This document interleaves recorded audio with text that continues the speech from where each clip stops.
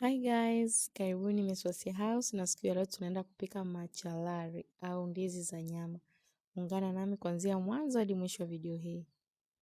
Kwenye sufuria nitaanza kwa kuweka ndizi, ila nimegawanya mara mbili. Nimeweka nusu ya kwanza, nitakuja kuweka nusu ya pili baadaye.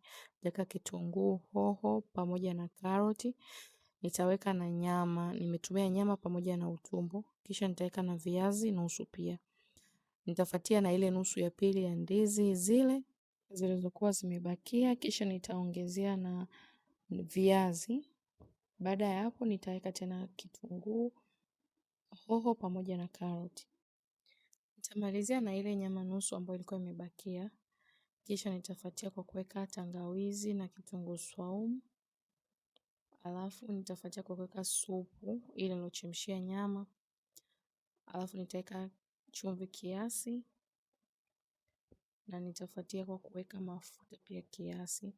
Then nitaongezea maji ambayo ndo nitaivishia ndizi zetu.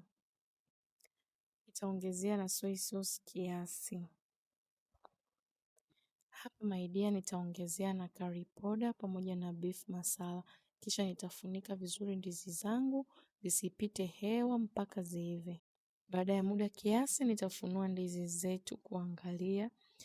Mpaka hapo nazigeuza ndizi zangu zimeanza kuiva, lakini triki nzuri ya kugeuza ndizi ni kuzipeta. Mimi kwa bahati mbaya sana mikono ya sufuria yangu iko fragile, kwa hiyo nikifanya kupeta nitaivunja.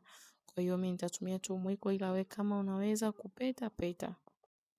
Nitafuatia kwa kuweka tui la nazi, tui la kwanza na la pili kama ambavyo unaona hapo. Kisha nitachanganya ili changanyikane na ndizi vizuri. Nazi ifike mpaka chini. Kwa nitatumia triki ya kutingisha sufuria hivi kwa sababu sufuria langu kidogo lina changamoto kwenye mikono. Mpaka kufikia hapo ndizi zetu ziko tayari, ready to serve. Jamani, kwa kuangalia tu ndizi zetu zinavutia sana.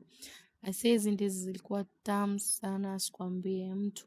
Naomba comment hapo chini kwamba kama utajaribu recipe hii, lakini pia ukijaribu usisahau kuleta feedback. Ninashukuru, naomba usisahau pia kusubscribe kwenye channel yangu. Nawapenda mpaka wakati mwingine. Bye bye.